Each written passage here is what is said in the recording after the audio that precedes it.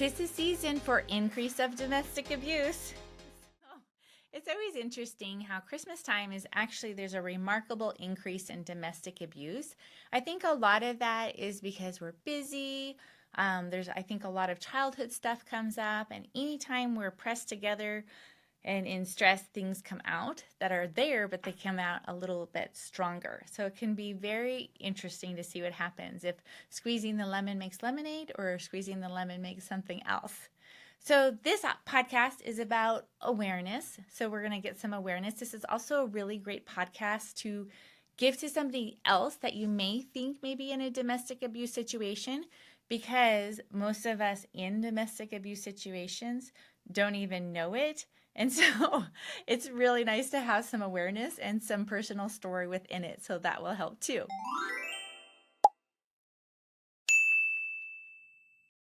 So again, domestic abuse really can be hard to identify because there's so many different ways of having domestic abuse. For example, in episode 10, I talk about the different styles of abuse. In episode 19, I talk about the cycle of abuse because it's super addictive how it is, which is kind of wild to think that abuse can be addictive, but it really is. But the biggest thing I would say is there's an imbalance of power. There's a fear all the time, walking on eggshells constantly. It may feel very dangerous and be very dangerous. A person may want to buffer a lot. I feel like a lot of people that really get immersed in alcohol or workaholism or multiple other things are actually covering up the feelings that are wanting to come up because they are in a toxic and abusive relationship. So it can look so many different ways. And so it can be very difficult to really be like, hey, I think there's something going on here and I need to explore that more. So the first thing I want to say that if you feel like you're in physical danger of your life, I would absolutely come up with a plan to get out, because most of the domestic abuse murders happen within 1 month of leaving. So it can be super unsafe as it really inflates the abuser and can really make people just wig out. And so it's really important to have contact the hotline. There are many shelters around. But absolutely have a plan because it can be very unsafe. And so that's very important for me to say right up front. I think it's hard to determine a domestic abuse situation. And I will say the best way to know is your body. Because our bodies, when they're in a domestic abuse situation, they're tense, they're tight, they're stressed, they're having sicknesses, they're having headaches, they're having migraines, they're having physical ailments, they're having mental challenges, all sorts of things. If a person ever thinks about killing themselves, I think that's a huge indicator. I also think if they want to kill the other person, that's a good indicator.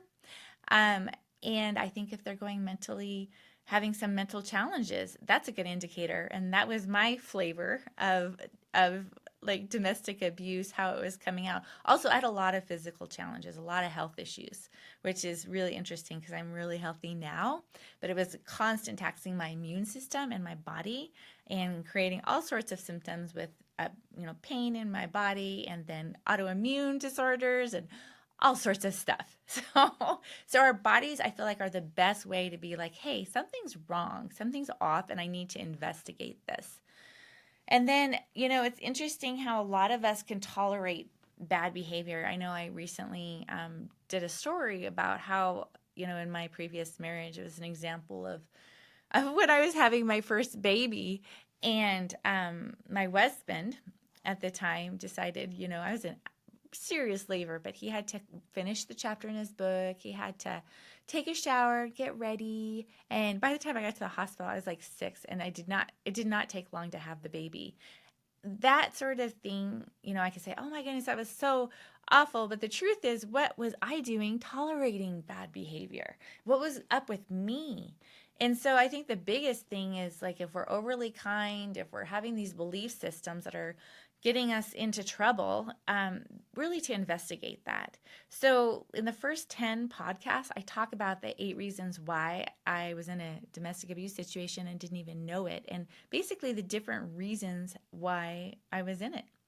And so really the biggest thing we can do is to change ourselves. Sometimes it's really impossible to change ourselves if we're in a destructive situation. And sometimes we can start changing ourselves while we're in it. And that can be really helpful. But the thing is, we can't really change others. We can have boundaries, we can have requests, and we cannot change others. And so the biggest gift we can give to ourselves really is we're like, hey, something's off. My body's react da da da da. I feel walking on eggshells. The biggest gift we can give to ourselves this season, if you have any of those things I'm talking about, the biggest gift is to give yourself some clarity. And that doesn't mean, excuse me, that doesn't mean that you have to make a decision. I think some of us, like if we actually know what we know, we're like, oh my goodness, we have to make a decision to leave or whatever. But clarity is power. And just giving yourself the ability to open your mind to maybe not understanding this completely and trying to investigate that is the biggest gift you can give yourself. So, my situation was not physically dangerous. Like, I was not in danger of getting killed. Whereas I've had a friend that was absolutely in a physically dangerous situation, and it was very life threatening. Mine had a huge physical impact. I was like dying and having all sorts of like challenges. Like, it was time I was so bad. My hair was falling out. My legs were giving out. I couldn't keep myself warm. But it was more of a psychological, religious, all of those things, a destructive situation. And I actually made my decision to leave mid-December because that's actually my birthday. But I had decided 2 years before that, I had opened my mind, I had done some work, and I had given my husband clarity. Like, hey, what you're doing is called stonewalling and it's passive aggressive. And if you continue to do that, I will divorce you. And so, I spent 2 years like working on myself more, working on our relationship. And then mid-December chose to be like, okay, I feel I'm done. And I really felt like for me, having gone to the psych ward twice because of the stress, and I was on medication, and I would have had to stay on medication the rest of my life if I were to stay in that relationship. And I would have been in the psych ward every about 5 or 10 years because it was so stressful and crazy making. But the definition of crazy is actually doing the same thing and expecting a different result. And that's what I was doing. Another thing is if people tell you who they are, by what they're saying, but more their actions repeatedly, we need to believe them. And I had this, I'm a pretty hot, positive person, hopeful person, and I had some toxic, destructive hope that would have kept me stuck for a long time. So because of those things, I'm like, okay, I am done. I cannot continue to raise 4 children and do it in a healthy way in this situation. And so I decided to leave. And so I actually, though, gave my husband, I'm like, hey, I'm going to be leaving at this time. And this is what it looks like. Because my husband couldn't deal with emotion and this and that. So it was just better to speak clearly and just calmly and just like, this is what's going to happen. And that's what I wanted to do. But I had actually been preparing for 2 years because when I first talked to my husband, I felt like, I don't think he really has the ability to change in our relationship. And I need to prepare for this. So I actually started working, getting a stable, well, somewhat stable career and working towards that. But really, like by that time, I'd been married 20 years and 22 when I left. And I was really suffering from years on my side of self-abandoning. My gut, my body told me that this was not good for me. It told me, many things, but I just chose to continue to stay in it. And basically, by choosing others over myself, it caused a lot of harm. That was very costly because we are made uniquely special and we are God's children. And when we don't prioritize our mental health, our physical health, and our spiritual health, then that is not only dishonoring God, but it deeply dishonors ourselves and harms ourselves. And that's what I was doing. I was not aligned with God's design, which is really to love God with our heart, soul, mind, and strength, and really be able to feel his love for us because he adores us like his little special children, and he's got unconditional love for us. And then next, I was loving others more than I was loving myself because I thought that was the right thing to do. But really, God says that we are to love others as we love ourselves. And so, really loving ourselves and valuing ourselves and giving ourselves the kindness that we are supposed to have is super important. And I had years and years of self abandoning, and that came at a high cost, and that was not good for me. Happy holidays! I wanted to make your season a little brighter and lighter, and so I'm offering two things for free. One is a relaxing meditation, and the other one is the BARF notebook, and that is a system for working through our feelings and our thoughts by barfing them out, sorting them out, and planning them out. Those are both for free on the website at livebrighter.info. So go ahead and go there and pick up your free gift to help support you this holiday season, and live brighter every day. Make it a great day. So leaving was super hard. Like in my situation, I looked like everyone had decided that I was bipolar, and everyone had decided that Mark was amazing. That was my husband. And he looked good, he sounded good, and I did not have the words to describe the abuse. I lacked terms, and I lacked the ability to understand it, and I was dying. Physically, mentally, spiritually, I was dying. But I lacked the ability. So I actually had to leave, make this plan, and not tell anyone. And that's unfortunate, but the reason why is everyone had their opinions, and I knew I had to do this or I would not survive. And so it was really tough because I did not tell my friends, I did not tell my parents, I did not tell anyone. I left, had the plan, made the plan, left, and then I just chose that if people wanted to listen to me and hear me, then I would talk to them. But I could not control others' perspectives. I could not control how they were going to view it. And of course, I looked absolutely crazy because I was leaving my husband. And so I just knew that time would tell the truth. And I just trusted God and Jesus, even though I had so many thoughts about like, oh my goodness, divorce is the worst sin ever. But I just chose that God and Jesus, his character is different. And I don't think that's true. And I'm going to just, even though I don't understand it, I'm going to just embrace them and get my love and support from them. And I'm just going to do this. And I just wanted to be an example be able to take care of my kids was the biggest thing. But now I feel like I'm an example of what's possible because not only did I get out, and it was, it's challenging, very challenging, and work on myself for years. And that's why I created the Unravel Notebook, is to help others work on themselves. And again, that's available on Amazon. But that was the process I did to help work through my brain, to get to a place to have a healthy love for myself and then have a beautiful relationship with my husband now. Like, boy, what a contrast. I mean, we are just such a team, and we can just love and respect each other and have such delight in each other. And there's equality, respect, and we can have hard conversations, and we can work through things as a team. And it's so beautiful, and I would have never thought that could happen in this way. So it's an example of what's possible. So just an example, I had one of my daughters, and she was the one that was most not happy with me about the divorce. And my daughter, the other day, she says, you know what, the divorce was really good and it helped her dad. And it really has. It's really great. And I think for her to acknowledge that, it was huge because she really saw me as the one that was making her dad's life miserable, which it did for a while, but he's a much better person. And that same daughter called me out on my parenting because I recommended to her and her boyfriend several books. And one of them was, I'll think of it in a second, but it basically talks about intimacy. And I might just have to put it in the notes. But anyways, it's talking about intimacy, and it brings up the fact that if you as a kid had strong feelings and your parents did not console you or help you with those feelings, then it's very hard to connect and have emotional intimacy with others, because emotional intimacy involves being vulnerable and the other person soothing.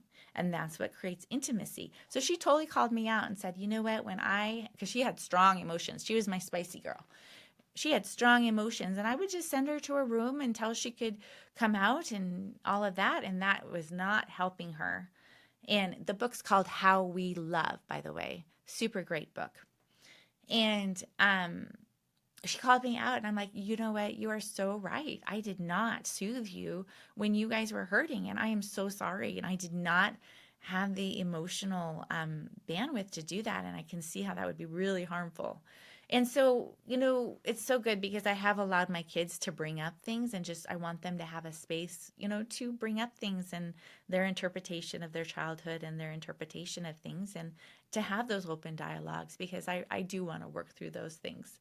So, and then in the same week, my other daughter told me, it was actually last night, she said, Mom, if you would have stayed with Dad, I would have repeated the same pattern because I wouldn't have known that there was anything wrong. And I wouldn't have learned all this information you've taught me about my mind. And I'm like, oh my goodness, that's so amazing, to have those switches and being able to be a generation changer. So I want to tell you something. Healing is hard, and it's so much easy than continuing with the status quo. So how do we get the gift of clarity? Sorry, I'm having a little frog in my throat. So the gift of clarity, number one, learn to love yourself. And also, when you start to love yourself, you can start verbalizing things that can make a difference in the relationship, and it may not, just so you know. But you can actually advocate for yourself in a way that's actually going to be received. And again, you cannot control that part to a degree. So the second one, you with clarity, you have the ability to choose rather than be the victim. Like, I've known people that have chosen, like, I'm going to stay in this situation, but I'm a different person, and I'm willing to have, and I like my reasons for staying. But it's very conscious and it's very clear. But having clarity and the ability to choose is so much better feeling than being the victim and not choosing. The third one for clarity is a lot of times we will inflate the worst case scenario. And rather than inflating the worst case scenarios, if I leave, what's this going to be like? Investigate. And, like I said, I had a plan, and it wasn't easy, and it was just light years better than what I was in. Fourth, I would say seek resources. Open, and it starts with opening our minds. I feel like God will give you what you need. Universe will give you when you need, if you're willing to open your mind and be like, you know what, there's something off. I don't know what it is, but I'm willing to open my mind. It could be counseling. It could be the Unravel Notebook available on Amazon. It can be life coaching. It could be podcasts. It could be a host of things, but God will show you what you need. And then just to start healing our own wounds. Like, I had a lot of beliefs and wounds that were basically exposed and made it much worse to, see things for what they were. So, like, healing my own wounds was huge.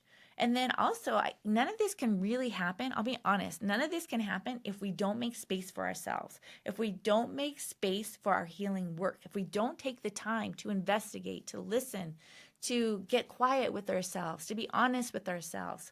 So making a little space for ourselves is huge. So I have a nonprofit called Hope Harbor Transitional Living. If you guys are listening to this and you've been in a domestic abuse situation, or you're passionate about it, definitely would love your donations at hopeharbortransitionalliving.com. And also, something that we have with Hope Harbor Transitional Living is it offers rental assistance, and it offers counseling assistance to those that are recovering from domestic abuse situations. And those are huge. And we just adjusted it so that we could do counseling assistance without being in the full-blown program.